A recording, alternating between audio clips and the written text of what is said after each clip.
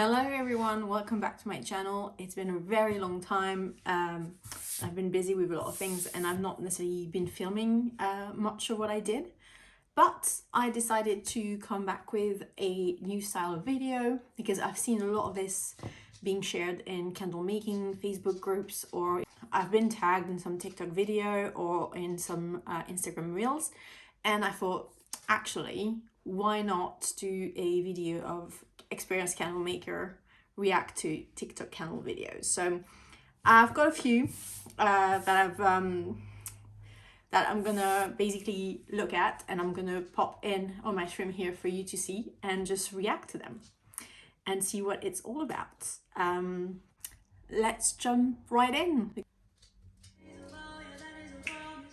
Oh, that's cool. That's what I call the wavy. This is one of my top sellers. Actually, I've been thinking about doing this, you know, but it's so small, like the gap to make the layers is so tiny. So in this one, she's using a syringe, which is quite clever, but the wax tends to harden really fast. Looks good though. It's really relaxing to watch. I really enjoy watching candle video. Oh, interesting. It's funny, I don't put my wick that way, but my wavy is a double wick. Oh, that's it. Oh no, we don't see what it's gonna look like. Hang on. I need to see what happens. I need to see the demolding of it. This is not. No. Hang on. Here it is. I think it's. Okay, here we go. We're demolding it. Yes. Oh yeah. Oh, that looks good. Oh, that looks so good, guys. It gives me like the vibe of like my ombre candle when I started to make them, and this is cool. I really thought about doing this, but to be honest, I was too lazy. So I'm just glad someone did it because it looked great. Oh, there's a rainbow one for Pride. Oh, hang on, I need to watch this. Look! It looks so good. Oh, it makes me want to do them. Wow. Wow, guys. That's such a cool one. And like really like hands up to Urban Soul Candle Co, because this is a really tough job to make a standard one, because they are not really big candles. They are wavy, so to demold, they are a nightmare. They break a lot. And to be able to do those layers, it's really, really hard. So really hands up to you, because it's a really good job. Really so good. Wow, we're starting on a high, guys. That was so good. That was so good. Hang on. So, what's that? I've seen this candle all over TikTok, and I guess you light it and it opens up like a flower. So I snatched it from the store. According to this candle's supposed to open, spin, and play Happy Birthday. Wow. I'm excited. Oh, so you light all that? To carefully light.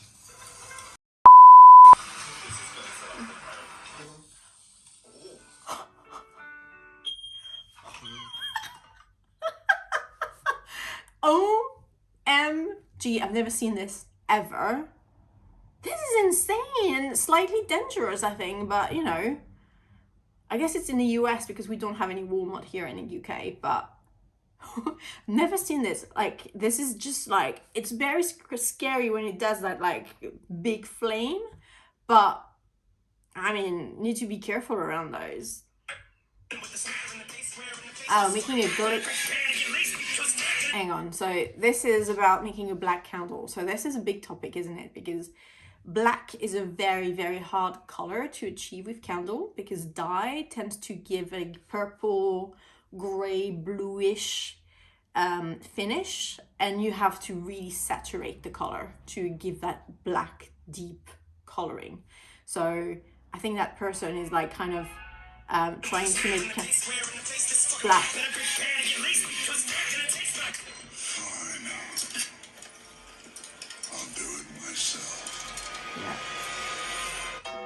Yeah, fully saturated, you can tell.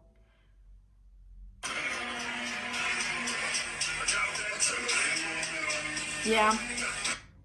And this is gonna look good. I mean, the problem with black candle, and I don't know, they don't say this is scented or not, but this is a wood wick, so it works slightly differently than a cotton wick. But with that much dye chips in your candle, it's gonna impact the burn of your candle. And if it's scented as well, you've got fragrance oil, you've got a lot of dye, because to achieve that dense black that person got in this video, you really need to saturate your candle with dye. So you probably need to get more than what you would usually put, which will impact the burn and might what we call clog the wick, which is basically the flame is going to really struggle to be above, like, you know, just that little bit of flame at the top of your wick, which obviously you want more than that. But they don't say here, but yeah, obviously the results is really a black one. It would be interesting to see this once the candle has cured, to see whether the black remains that intense, or if they lost a little bit of that color intensity in the curing process. It would be interesting to see, but I'm not able to see the follow-up for that one. Okay, don't know what that is.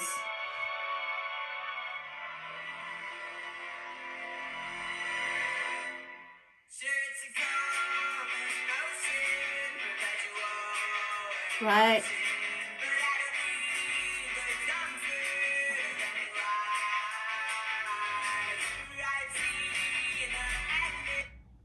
Right. Okay, so in principle, that's really, really cool idea. In reality, when you're making candle, there should not be anything in the wax.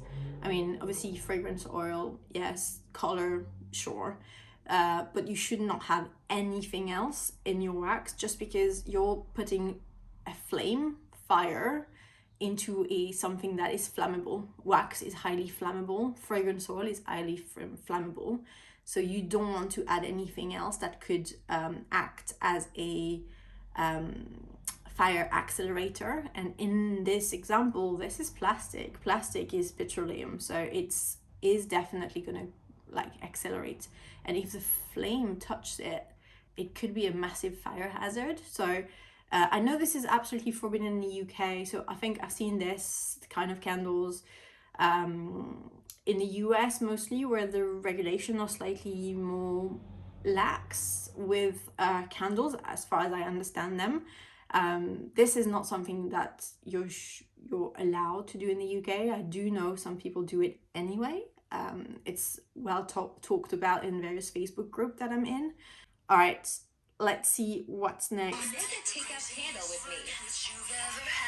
You think I'm psycho, you think I'm gone. Tell the psychiatrist something is wrong. Over the bed, entirely bonkers. You like me best when I'm off my rockers. I mean, right. I mean, it's pretty, but there's two things mostly. One, China like this, which is real China, clearly is not fire resistant, so it's not tested to handle heat over a certain temperature. Obviously, you can pour tea, which we're probably going to be almost like boiling temperature, like around 100 degrees Celsius, but wax can go higher than this.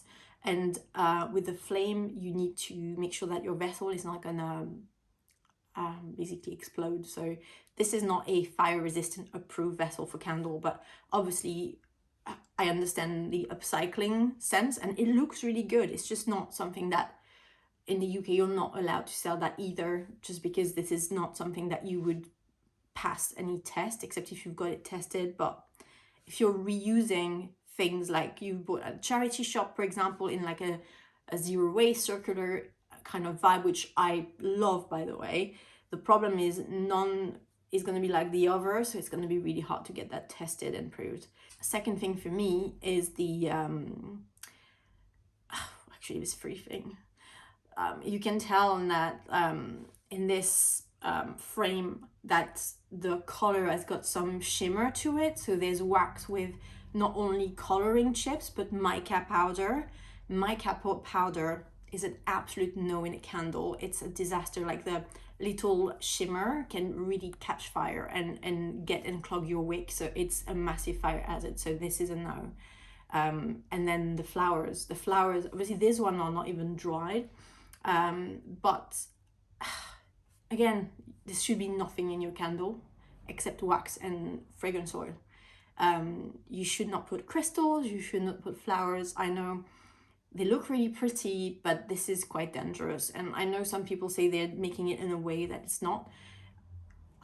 Okay, fine. If you've tested it and you've got the right to sell it, then do that. But you need to rely on your customer to do the right thing. And I've seen so many posts about candle cooked fire because of the dried element within them, that or the crystal exploding, because crystal don't really do well with heat. So I know it does look great for Instagram, it does look great on the market, but as far as you're not burning them, that's fine. They could be, if you deal with them as a decorative candle, fine. But if you're gonna burn it, you're putting something in people's home. And as candle maker, you know that 95% of your customer are not gonna respect any of the candle care instruction you give them. It's just a fact.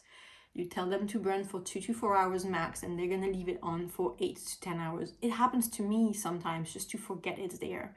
And it's also a good test for my own candles, because they should be safe to burn for 12 hours, as in should not overheat, should not explode, should not catch fire, all those things. And by the way, it's called a power burn. You should always do that when you test your candle. Have one burn almost for like 12, 14 hours straight, just to test in condition that can happen for customers. But yeah, I think it's a great idea in principle. It's very artistic, it's really beautiful. I love the zero waste approach, but again, not something I would put on my shelves. I would be too scared of like having insurance issues and someone suing me because of that. So unfortunately, that's a no for me, but it looked good. It looks good. Oh.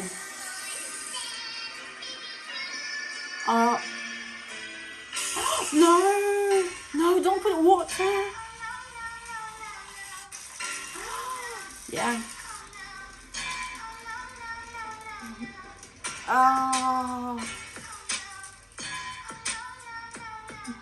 Oh my god, it looks like a crime scene.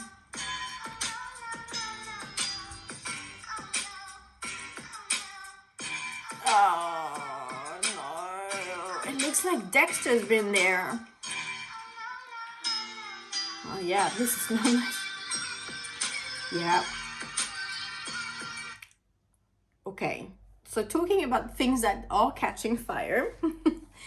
Right, so if one of your candles do that, never, ever, ever, ever, ever put water on fire. In this instance, the water is making it worse. One, it doesn't take out the flame. Two, it starts to boil, because water and wax, when they are at the temperature where the wax is liquid, they're gonna just like bond together, and the water is boiling very fast because this is obviously really hot. So the water that you're pouring is starting to boil, and this is what breaks the glass, because you're creating a thermic shock, which is basically cold water into a burning hot glass. It's going to shatter the glass. So this is why the wax then wax and water that start to boil, and the bubble you're seeing, it's not the wax, it's the water that is simmering because of the heat that is in that vessel at that point. And yeah, the only way to take out a candle, you take a book, a plank of whatever, something, a solid like a tile, whatever you can, and you just cut out the oxygen. So the way to take out a fire is just to make sure that you put something on top of it that is gonna, and not a towel, not something that can flame, something that is gonna be making it airtight, so the flame is just gonna die down because there's no more oxygen to burn, and it's just gonna take it out. But never, ever, ever put water on it. And the only way that person is gonna remove that wax from her wall floor skirting board is a heat gun. Like heat gun and tissue paper is yeah, there's no way, like even scraping it is gonna take hours. Wow, that was intense, I'm not gonna lie. That was right, that's a good reminder for every candle maker that that happened, you know. Wow, test your candle, guys. Make sure that this doesn't happen to your brand. Did you know that there are nearly 10,000 candle fires in the US every year? By pushing the button on the back of this candle and opening the lid, it automatically sets a timer before the candle self-closes. This one is on a 1-hour timer. It's made of pure soy wax, crackling wood wicks, and will burn for approximately 40 hours total. Now watch this candle close on its own. How cool is that? It's really cool. That is actually really cool. I had never seen this. And that is a really good example of how you should blow out a candle. It's by removing the oxygen, and this is exactly what happens here. The lid closes and it takes a few seconds, but the flame goes out because there's no more oxygen for the flame to exist and burn. So this is amazing. This is a great trick to make sure that it doesn't happen. I didn't know about the 10,000 fire made like due to candle in the US. This is quite a big number. And this is quite a cool trick. I think that's all I had for today. Let me check. Yeah. Well, you know what? I've enjoyed this. That was really good. So I hope you enjoyed this. It's a new format. So tell me below whether you enjoyed this or not. And do tag me. I'm on TikTok. I will put my handle right there. And tag me in some videos and I will react to them. And I will see you soon. Bye.